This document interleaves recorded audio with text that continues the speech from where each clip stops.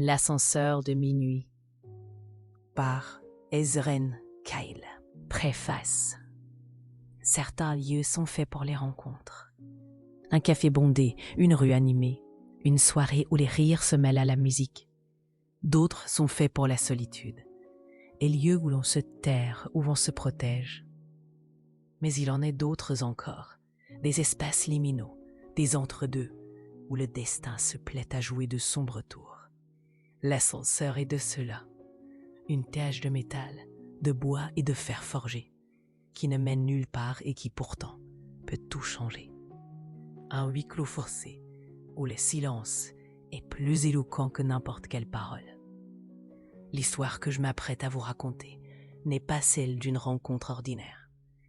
C'est celle d'une architecte au plan millimétré et d'un photographe dont la vie n'est qu'une succession d'instants figés. Deux âmes égarées, enfermées dans une boîte corée, coupées du monde et de leur propre masque. C'est l'histoire de la chair, de l'odeur de l'autre, de la chaleur qui monte et du désir qui explose. C'est l'histoire de ces 24 heures où l'obscurité t'a permis à la lumière de leur passion de briller. C'est une histoire sur le lâcher-prise, sur la vulnérabilité et sur la force d'une connexion humaine. Un conte et retour qui se vit dans le creux de l'oreille, qui se ressent au bout des doigts et qui ne vous quittera plus, même après que les portes se soient rouvertes. Chapitre 1. Le piège doré. Éléonore était une femme d'ordre. Sa vie une équation parfaite. Elle aimait les lignes pures, la précision des plans d'architecte, la quiétude des bibliothèques où elle dévorait l'histoire de la pierre. Ce soir, elle s'était attardée dans le somptueux palais, ses plans pour la rénovation de la façade devant être revus avant l'aube. Épuisée, elle s'était glissée dans l'ascenseur, ses doigts effleurant le bois patiné, la grille ouvragée. Elle avait à peine appuyé sur le bouton que les portes s'étaient refermées sur elle, l'enfermant dans une boîte dorée. Une boîte qui ne tarda pas à vibrer, puis à ralentir dans un grincement de métal. La lumière vacilla, puis s'éteignit. L'ascenseur s'immobilisa dans un bruit sourd. Éléonore sentit son cœur rater un battement. Un silence pesant s'installa. Elle n'avait à peine eu le temps de s'habituer à l'obscurité qu'une silhouette se matérialisa à ses côtés. Un homme. Son regard d'abord indifférent se fit plus insistant. Un mélange de frustration et de curiosité se lisait sur ses traits. Il se tenait là, dans l'intimité forcée, et Éléonore sentit un frisson, à la fois de peur et d'un désir naissant, courir le long de sa colonne vertébrale. « Merde », murmura-t-il d'une voix rauque. Le mot, simple et brut, résonna dans le minuscule espace. Il était lourd de fatigue, d'agacement. Éléonore s'efforça de ne pas réagir, de ne pas laisser paraître son propre agacement et la petite panique qui commençait à monter en elle. Elle se tenait droite, rigide, face à la grille en fer forgé. « Un problème ?» dit-elle d'une voix qui se voulait posée, mais qui trahissait une légère anxiété. L'homme souffla, un bruit court et exaspéré. « On est coincé. » Il n'y avait pas de surprise, pas de panique, juste une constatation amère. Il s'adossa contre le miroir biseauté, croisa les bras sur sa poitrine, et son regard sombre se posa sur elle. Éléonore sentit la pression de son corps, la chaleur de sa présence dans ce si petit espace. Son regard balaya le sien de ses cheveux en bataille à la lanière de son sac de voyage qui lui barrait la poitrine. « Le téléphone ne marche pas », continua-t-il comme si c'était une information vitale. « Pas de réseau. » Éléonore vérifia son propre téléphone. Le petit écran afficha « Aucun service ». Elle sentit une irritation monter. C'était la dernière chose dont elle avait besoin. Une nuit de plus perdue, une nuit de plus à affronter l'inconnu, et en compagnie d'un inconnu. Elle leva les yeux sur lui, et leurs regards se croisèrent. Un instant qui dura une éternité. Elle vit dans ses yeux quelque chose qui ressemblait à de la lassitude, une profondeur qu'elle ne s'attendait pas à trouver derrière sa façade de nonchalance. Le bruit sourd de l'arrêt, le crépitement des lumières mourantes, tout avait été brutal. Mais ce qui suivit fut pire. Un silence pesant, total. qui semblait vouloir absorber la moindre parcelle de son attention. Ce n'était pas le silence d'une bibliothèque, riche et feutrée, mais celui d'une tombe. Éléonore sentait son propre souffle, un son trop fort, trop présent. Elle pouvait presque entendre le battement de son cœur résonner contre ses tympans, un rythme effréné qui trahissait son angoisse naissante. L'homme, lui, semblait s'accommoder de l'obscurité.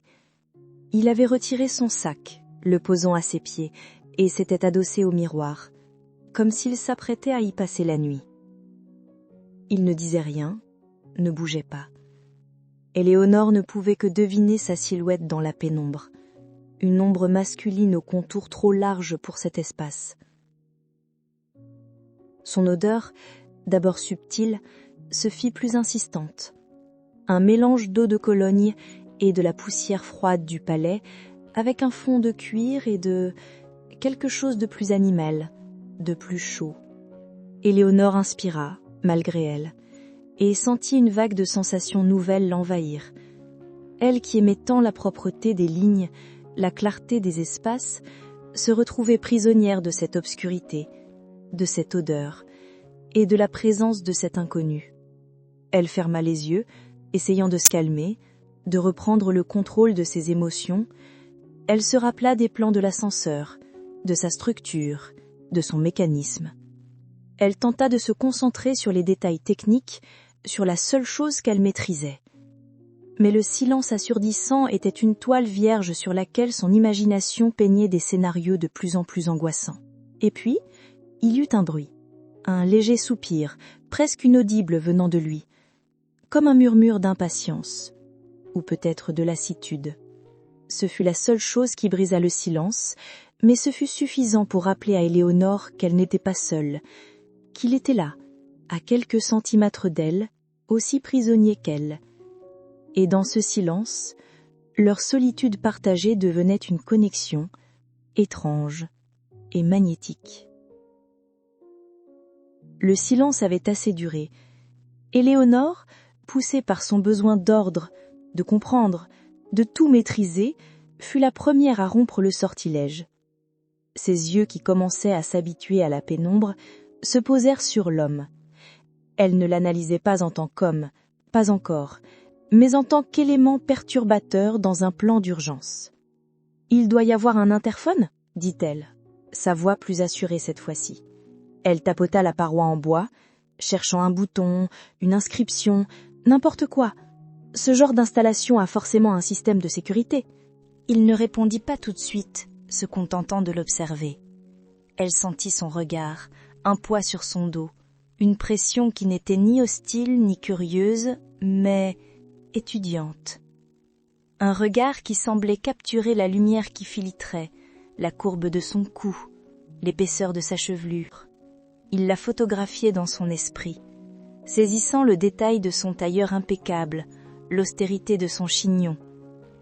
Finalement, il se contenta de hocher la tête vers un petit boîtier dissimulé près du sol. « Déjà essayé », dit-il d'une voix neutre. « Rien. » La frustration d'Éléonore s'accentua. Elle s'agenouilla, sa robe de soirée se froissant contre le bois. Elle examina le boîtier, sa main délicate effleurant le métal froid. Cherchant un faux contact, un quelconque signe de vie. Elle ne trouva rien.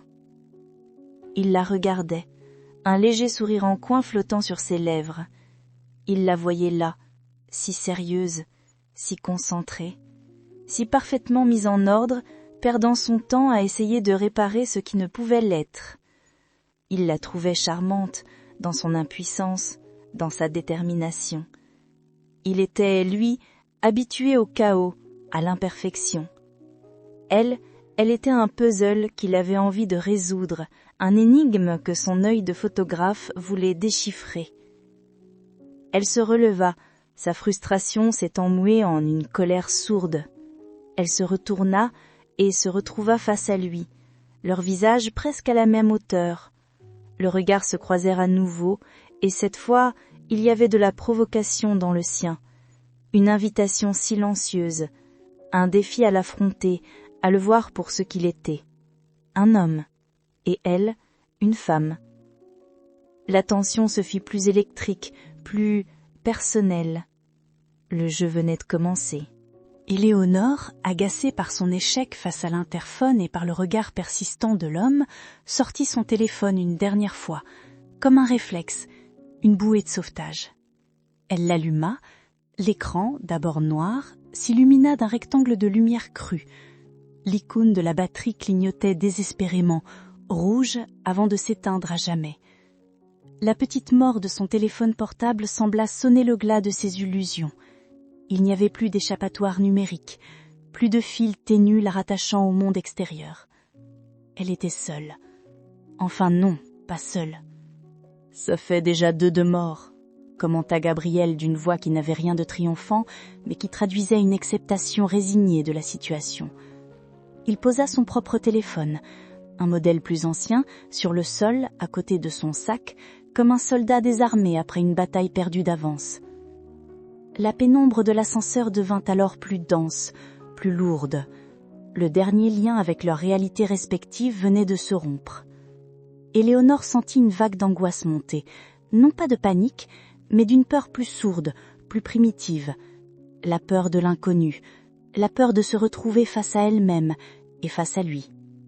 Son ordre parfait, ses plans impeccables, sa vie millimétrée, tout cela ne tenait plus qu'à un fil, et ce fil venait de se briser. Elle se retrouva là, dans l'obscurité, le silence assourdissant revenant en force. Cette fois, ce n'était plus un simple bruit, c'était le son de la solitude. Et au milieu de tout ça, il y avait cet homme. Il n'était plus une ombre, plus une silhouette, il était une présence. Sa respiration calme, son immobilité tranquille, sa chaleur.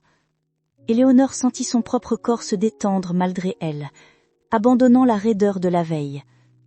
La réalité s'était imposée. Il fallait maintenant vivre avec. Leurs désirs cachés, leur vulnérabilité, tout cela allait remonter à la surface, poussé par la pression de l'enfermement. La nuit ne faisait que commencer.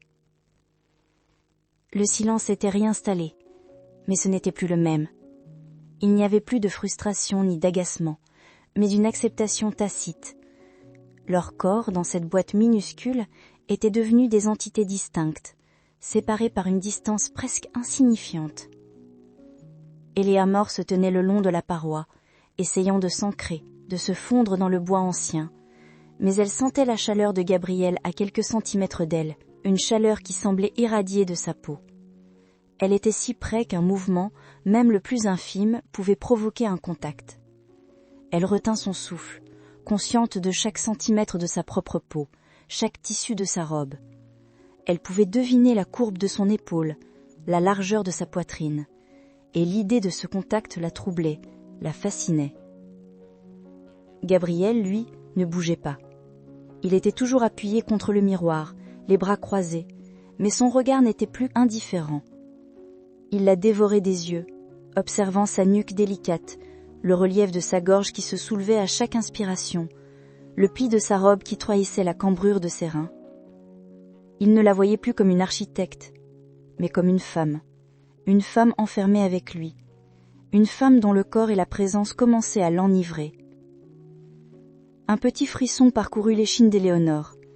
Elle essaya de l'ignorer, de se convaincre que c'était le froid du métal, le manque de sommeil, mais c'était faux. C'était la peur et c'était le désir. 2 émotions qui se mélangeaient, se combattaient et qui créaient en elle une vibration, une urgence. Le temps s'étira, une éternité. Puis l'ascenseur bougea. Juste un petit soubresaut, un grincement de métal. Ce n'était rien, une simple secousse. Mais c'était suffisant. Éléonore, surprise, fit un pas de côté. Sa main se posa sur son bras se posa sur son coude. Le contact fut bref, fugace, mais il fut un choc. Une décharge électrique qui remonta le long de son bras, qui résonna dans sa poitrine. Leurs corps s'étaient frôlés, leurs mains s'étaient touchées, et dans cette obscurité, leur monde venait de basculer. Leur contact furtif avait fait bien plus que les surprendre. Il avait rompu la barrière invisible qu'ils avaient érigée. Leur corps, à présent, semblait se chercher, sans même qu'il n'en prenne conscience. Éléonore recula d'un pas, pas par peur, mais par un besoin instinctif de créer une distance qui n'était plus possible. L'espace était trop exigu. Gabriel, lui, avait juste ajusté sa posture, son regard ne quittant pas Éléonore. L'étincelle était là, dans l'air, et elle les brûlait tous les deux. L'air, déjà raréfié, se fit plus lourd, saturé de leur présence. Éléonore pouvait sentir son propre parfum, mais aussi le sien, plus fort, plus enivrant. Un mélange de son eau de Cologne et d'une odeur plus brute, plus masculine. L'odeur d'un homme qui a vécu. Cela lui donnait le vertige. Elle ferma les yeux, sentant une bouffée de chaleur monter. Elle entendit le bruit de sa respiration, une respiration calme, régulière, mais elle savait qu'elle était aussi consciente de la sienne que de la sienne. Dans cette petite boîte de métal, chaque son était amplifié, chaque mouvement était une déclaration. Et leur souffle, maintenant, semblait danser ensemble, s'entrelacer, se répondre. Gabriel observa la jeune femme. Il voyait son cou se cambrer, ses épaules se relâcher. Il sentait la peur céder la place à une autre émotion, quelque chose de plus doux, de plus troublant. Il voulait la toucher de nouveau, pas seulement par accident. Il voulait la saisir, la prendre dans ses bras, sentir son corps contre le sien. Le désir, d'abord une idée lointaine, devint une urgence. Il se pencha légèrement vers elle, et sa main frôla le mur de l'ascenseur, juste à côté de son épaule. Le geste était anodin, mais l'intention était une caresse. Éléonore, sentant sa présence se rapprocher, ouvrit les yeux. Elle se retrouva face à lui, leur visage si proche qu'elle pouvait voir le vert de ses iris. Un vert qui semblait la dévorer. Leurs regards se verrouillèrent. Dans l'obscurité, c'était la seule chose qui comptait. La seule chose qui était réelle, leurs yeux. Et le silence, maintenant, n'était plus vide. Il était plein de désir. Leurs regards s'étaient verrouillés, une connexion silencieuse qui brûlait dans le clair-obscur. Éléonore, troublée par l'intensité de cet échange, essaya de détourner les yeux, de retrouver son calme. Elle se raccrocha à son sac, sa main cherchant une prise, une ancre. Mais dans l'espace exigu, elle ne trouva qu'une chose. Gabriel, lui aussi, avait senti le besoin de bouger, de se rapprocher, de briser cette tension palpable. Son bras s'était légèrement déplacé le long de son corps, ses doigts s'étaient relâchés. Et c'est à ce moment précis, dans le noir et le silence, que leurs mains se rencontrèrent. Ce n'était pas un contact voulu, pas une caresse, c'était un choc. Leurs doigts se frôlèrent, une friction électrique sur leur peau. La sienne, douce et fine, rencontra la sienne, rugueuse et chaude. Un simple effleurement, mais il résonna dans tout son être, une décharge qui fit trembler son corps. Éléonore retira sa main comme si elle s'était brûlée, le souffle court. Il ne dit rien. Il la regardait toujours, ses yeux verts dans le noir. Mais un sourire se dessina sur ses lèvres. Un sourire qui n'était pas moqueur, mais un mélange d'étonnement et de fascination. Comme s'il venait de découvrir quelque chose de précieux. Il avait senti la même chose. L'électricité entre eux. L'étincelle était née. Le jeu venait de prendre une tournure plus intime, plus dangereuse. Leurs âmes se parlaient déjà, mais maintenant, c'était leur chair qui avait commencé le dialogue. Leurs mains s'étaient séparées, mais le contact continuait de brûler sur leur peau. Éléonore, troublée, avait relevé la tête pour se retrouver face à Gabriel. Les derniers doutes, les dernières réticences s'étaient effacées. Il n'y avait plus l'architecte et le photographe, plus la femme rigide et l'homme cynique. Il n'y avait que deux êtres humains, seuls et enfermés.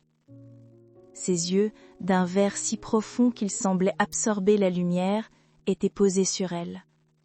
Ils n'étaient plus distants ou moqueurs, ils étaient intenses, vulnérables, et la déshabillaient de toutes ses armures.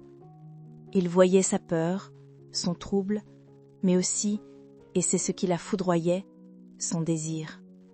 Un désir qu'elle-même se refusait d'admettre. Elle, en retour, plongea dans ses yeux.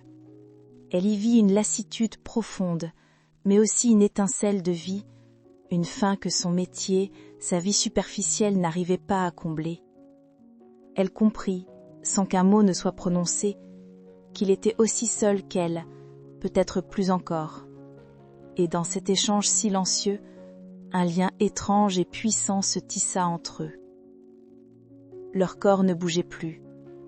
Leur respiration, un instant saccadée, s'était apaisée pour se caler sur un même rythme, lent et profond. Leur regard était le seul langage, et ils se disaient tout, les passés qui les hantaient, les solitudes qu'ils fuyaient, et l'opportunité folle que leur offrait cette nuit. Il n'y avait plus de hasard, plus d'accident. Il y avait une connexion, une invitation, et la tension n'était plus seulement physique, elle était devenue une conversation des âmes, une promesse tacite de ce qui allait suivre. Leurs regards s'étaient enfin détachés l'un de l'autre.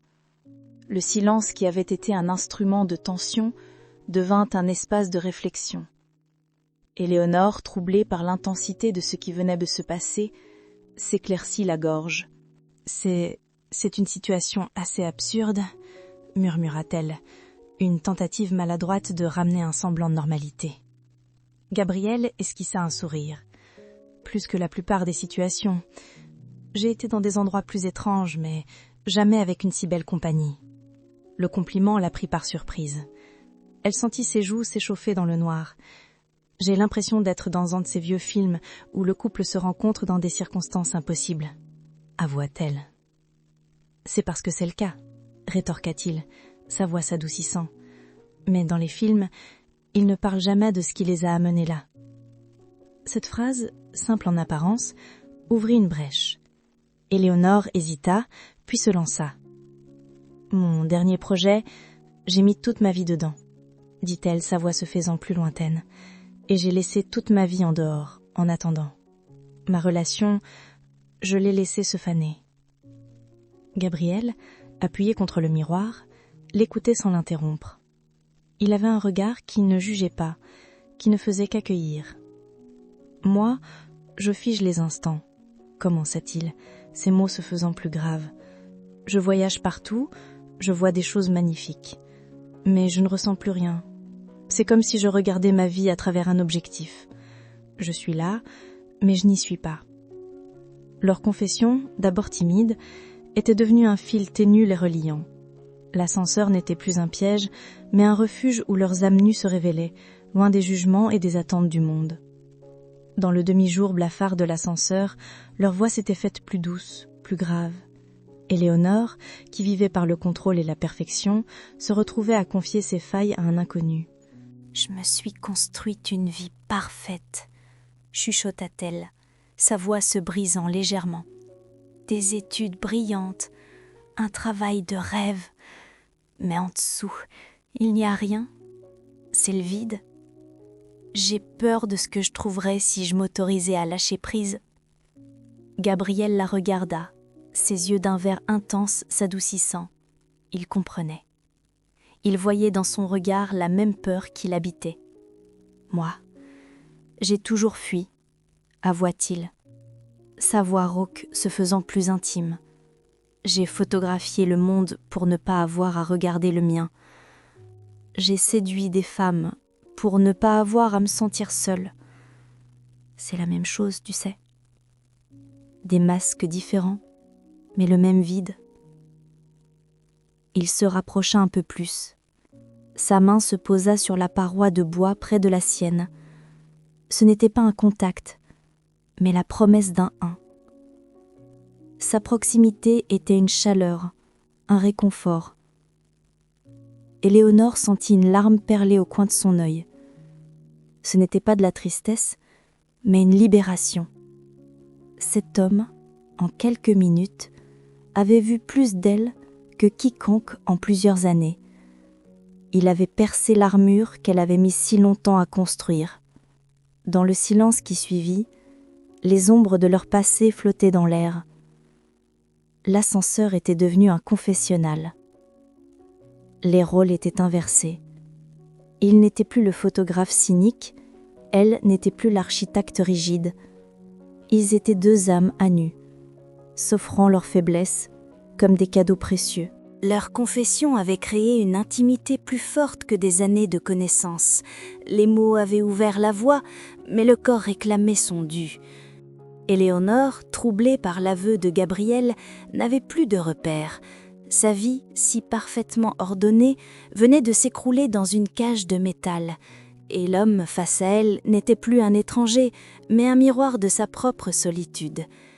Elle sentait son regard peser sur elle, une douce chaleur qui la consumait. Elle se sentait belle, désirable, pour la première fois depuis longtemps. Et l'envie de le toucher, de vérifier que tout cela était réel, devint une obsession. Sa main, tremblante, se souleva, hésita dans le vide, puis se posa sur son torse. Le tissu de sa chemise était doux, mais en dessous, elle sentit la chaleur de sa peau, la force de ses muscles. Son cœur battait à un rythme fou sous ses doigts. Ce n'était pas un geste de panique, mais une caresse, une question muette, une invitation. Gabriel, surpris par ce contact, ferma les yeux. Un frisson parcourut son corps. Il posa sa main sur la sienne sans la retirer et la serra doucement. Son propre désir, qu'il avait essayé de contenir, explosa. Il se pencha vers elle. Sa tête s'approcha de la sienne. Ses lèvres effleurèrent son oreille. Sa bouche trouva le lobe de son oreille. « Éléonore » murmura-t-il, sa voix rauque se faisant plus tendre. Elle sentit son souffle chaud, l'odeur de sa peau.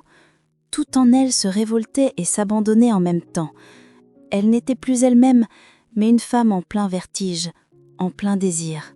Sa main posée sur sa poitrine, le souffle chaud de Gabriel sur son cou, le murmure de son nom, tout cela avait brisé les dernières digues. Éléonore ne s'appartenait plus. Elle était un feu de paille prêt à s'embraser. Sans réfléchir, elle déplaça sa main de son torse à sa joue, sa paume délicate effleurant sa peau à peine rasée. Ce n'était pas un geste audacieux, mais un toucher d'une infinie douceur. Elle cherchait à le découvrir par le sens, à sentir la texture de sa peau, la chaleur de son corps, la réalité de sa présence. Elle pouvait sentir son cœur battre plus fort sous sa paume, une réponse silencieuse à son propre trouble. Gabriel ferma les yeux, s'abandonnant à cette caresse inattendue. Sa main, qui serrait toujours la sienne, se desserra pour entrelacer leurs doigts. Sa tête se pencha encore et il se laissa emporter. Il effleura les cheveux d'Éléonore, son pouce glissant sur son front, sa main s'enfonçant dans son chignon pour le défaire. Éléonore ferma les yeux à son tour, un léger soupir s'échappant de ses lèvres. La nuit, la solitude, le danger, tout cela n'existait plus. Il n'y avait que leurs mains qui se touchaient, leur cœur qui se répondait, et ce désir qui, après 1 an d'attente, venait d'exploser. Ce n'était qu'une première caresse, un effleurement timide dans le noir d'un ascenseur, mais elle portait le poids de tout ce qu'il n'avait pas osé dire, de tout ce qu'il n'avait pas osé faire, et elle ouvrait la voie à tout ce qui allait suivre. Si ce premier chapitre vous a plu, n'hésitez pas à cliquer sur j'aime, à poster un commentaire et à vous abonner pour ne pas rater le chapitre suivant.